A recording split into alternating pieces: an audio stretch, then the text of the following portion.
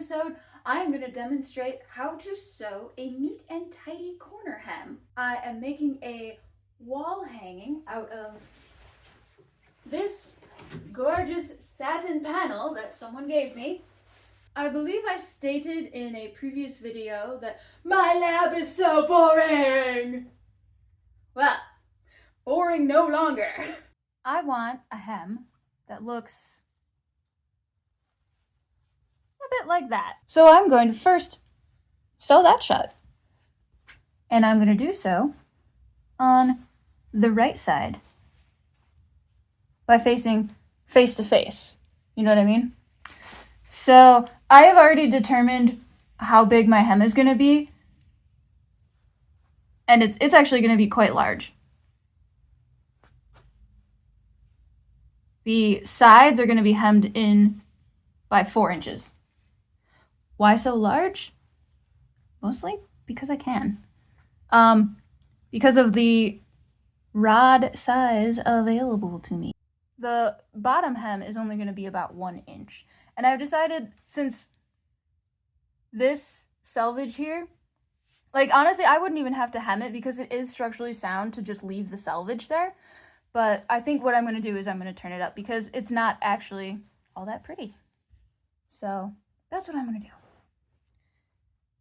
And every time I say so, you should assume pun intended. So, so, yeah. So what I'm doing, again with the sew, I'm just pinning like a little bit, and then I'm going to stitch 1 inch because I want this to be 1 inch. The bottom hem is 1 inch. So I'm going to stitch here 1 inch, but I'm not going to stitch all the way here. Okay, I'm not going to stitch all the way to the edge because I am going to end up turning it under so that the fray edge doesn't show. So I'm going to leave like that much. It's a big wide hem. If you were having a much smaller hem, you would not leave quite so much. That's what I got to say about that. See you at the sewing machine.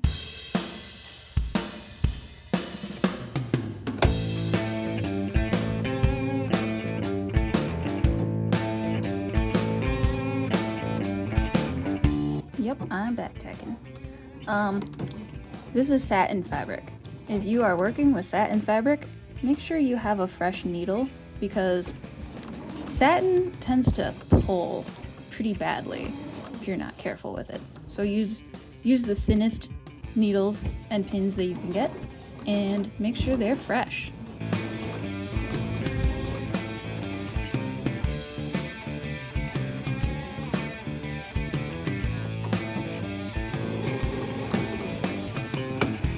Get some pokey object, turn it right side out, and poke your pokey object into the corner to push the corner out.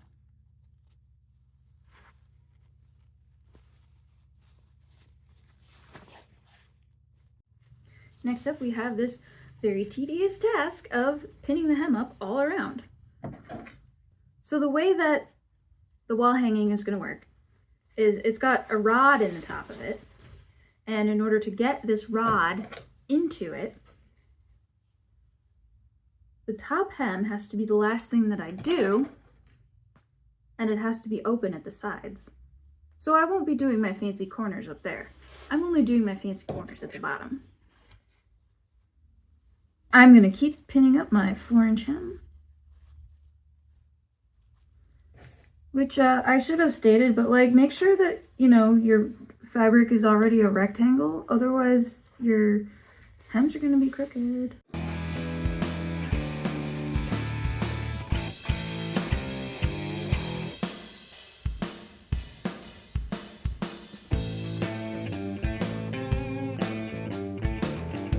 And now, if you'll excuse me, I have some pressing business to attend to. Next up, press every pinned up edge. I'm using a synthetic setting because this is a synthetic fabric. Use whatever setting is appropriate for what you're making. I seem to keep accumulating things in my lab. And and I got no good place to put them. Eventually we'll put the weights for lifting weights somewhere else. But they're in the lab now. Why have we got so much stuff in the lab? I don't know where it all come from. Why am I not using why am I not using anymore?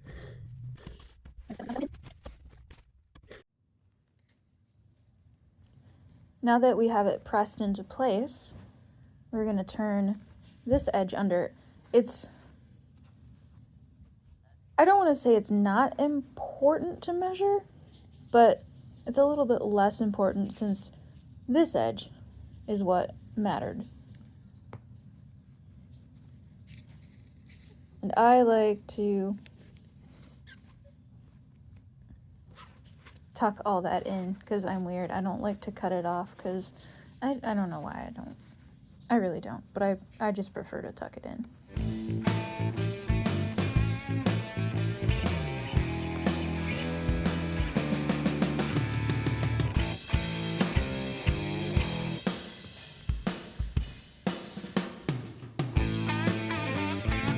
I guess what I mean to say is that this measurement measures more than this measurement.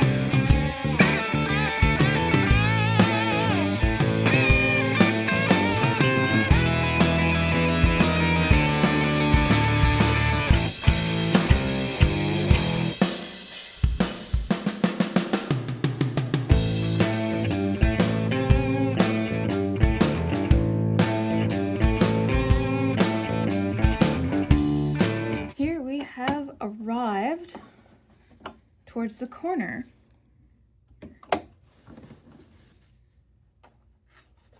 And I'm gonna stitch right up to it.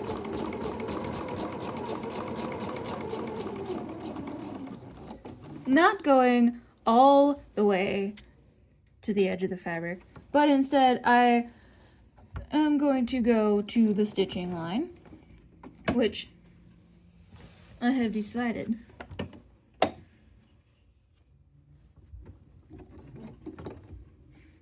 gonna move over just a little bit. Edge of the foot, selvage edge.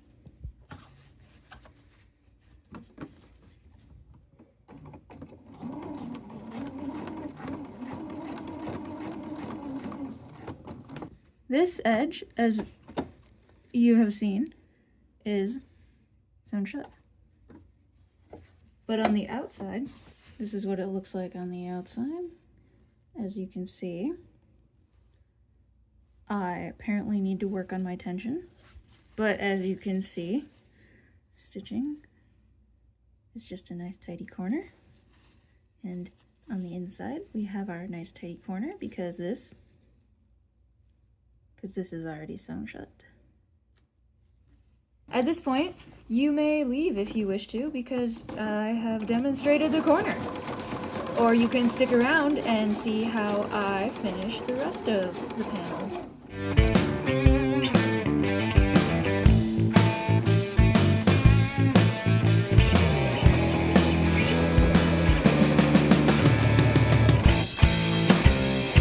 And now doing the other corner.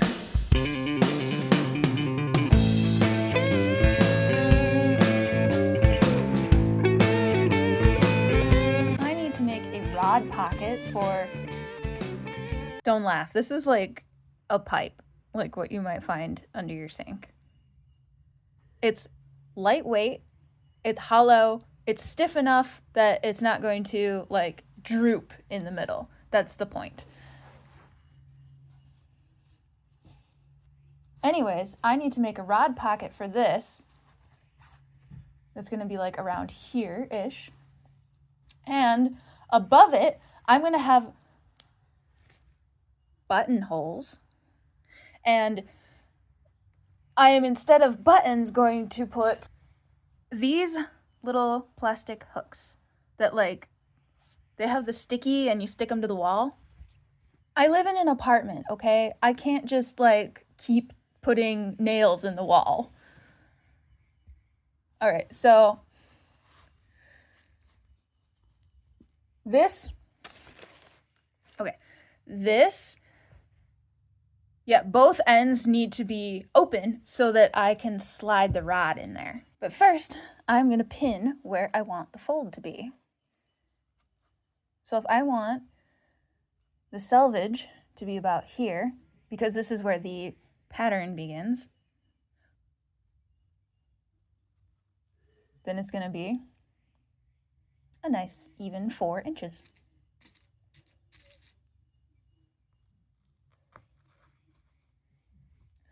So that should give me plenty for the rod pocket as well as some buttonholes along here.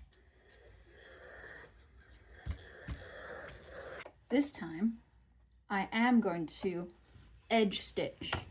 I'm stitching 1/8 of an inch away from the edge of the fold, which happens to be this line on the foot and the middle line. Highly convenient. Love it.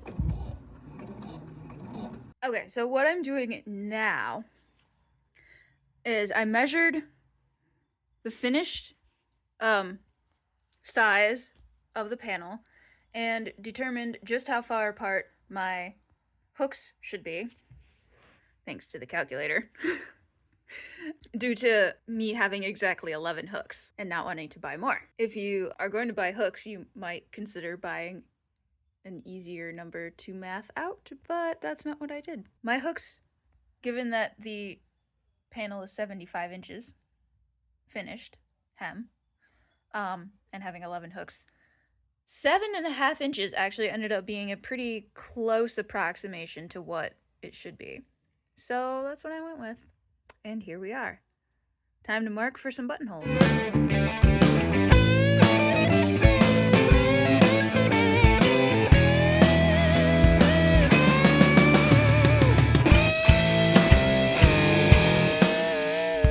I cut some little pieces of interfacing and I am sticking them behind where I'm going to put the buttonhole. Should we call them buttonholes if I'm not putting a button there? Anyways, I put the interfacing behind where the buttonhole is going to be, and I'm doing my buttonhole.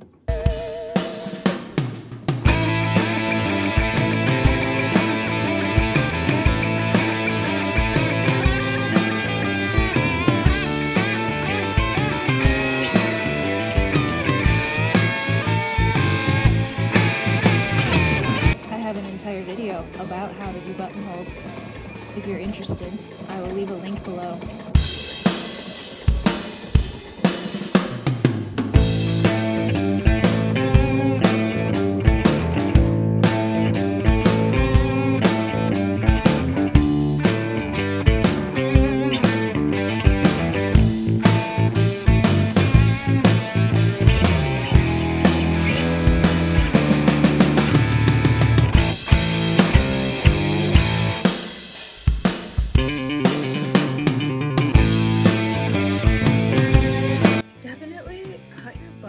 Open before you sew it shut. Don't be like me trying to cut them open afterwards.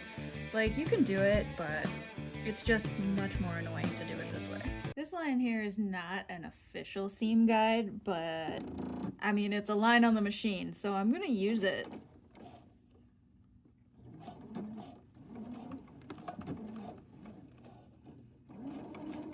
Because it lines up exactly where I want it to, which is the very bottom of the buttonholes.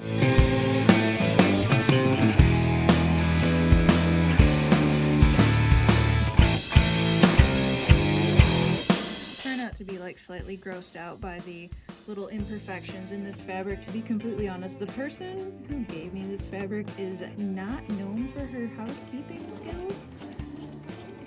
She was probably letting her cat sit on it for the last 10 years or something.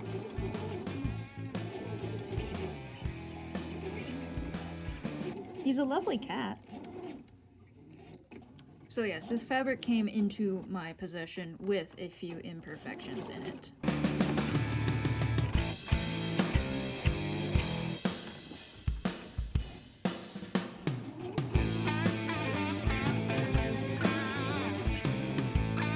Finally, I am stitching shut the rod pocket.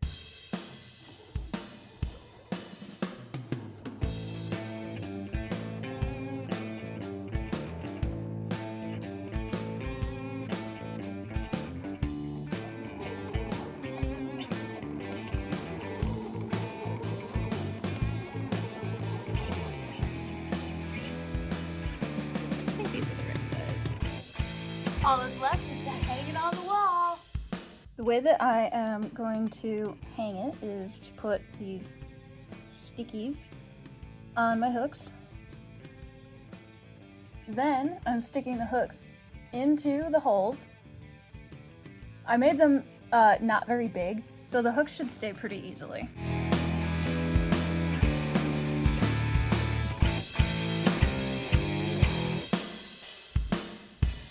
The way that I'm doing this is that rather than using a level, because as I learned recently, my house is not level, I am lining up the top of the fabric with the ceiling.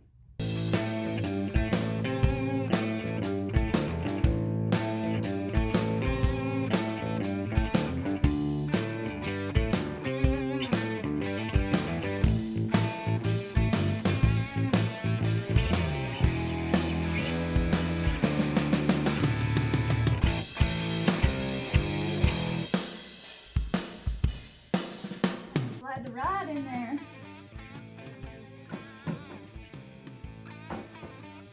Oh yeah, that'll work. Although I'm not convinced I need a rod at this point.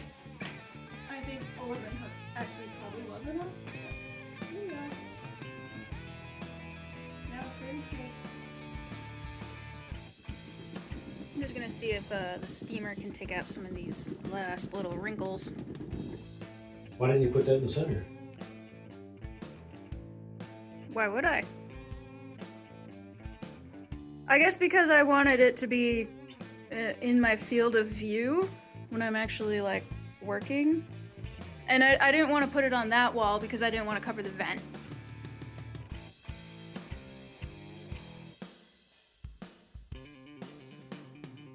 Got anything else to say? You probably just want to get in here and lift weights, do ya? Yeah.